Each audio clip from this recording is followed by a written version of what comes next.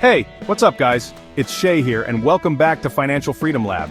Have you been sitting on $10,000 or more and wondering, what's the smartest way to invest this money in 2025? Well, today, I'm going to show you how you can turn that $10,000 into real wealth with the best investment strategies for beginners in 2025. Stick around because we'll cover everything from stocks to real estate, and I'll even share my favorite investment platforms that can get you started right now. If you're new to the channel, I'm Shay, and on Financial Freedom Lab we talk about all things wealth building, financial freedom, and investing. Whether you're trying to grow your money, get out of debt, or build passive income streams, you're in the right place. Be sure to hit subscribe and tap the bell icon so you don't miss any of my future videos. Alright, let's jump into how to invest $10,000 the right way in 2025. Alright, first things first.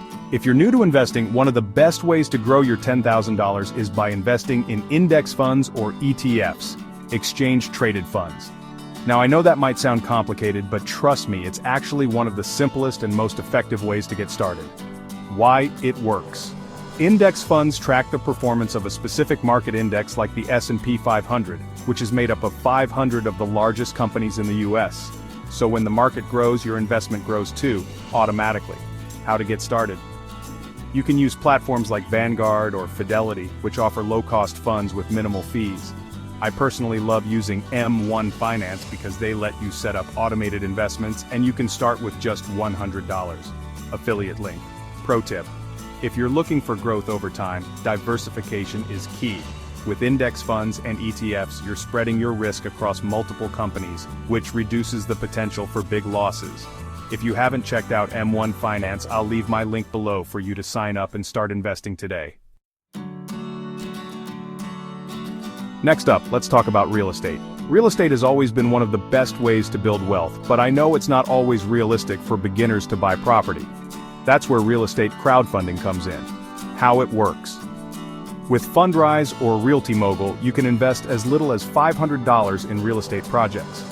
These platforms pool your money with other investors to fund commercial and residential properties. You'll earn passive income from rent payments or the sale of the property. Why it's great? It's hands-off, and you don't have to worry about maintenance or finding tenants. Plus, real estate tends to be more stable compared to the stock market. Pro tip: if you're looking for a long-term strategy, real estate is a great option.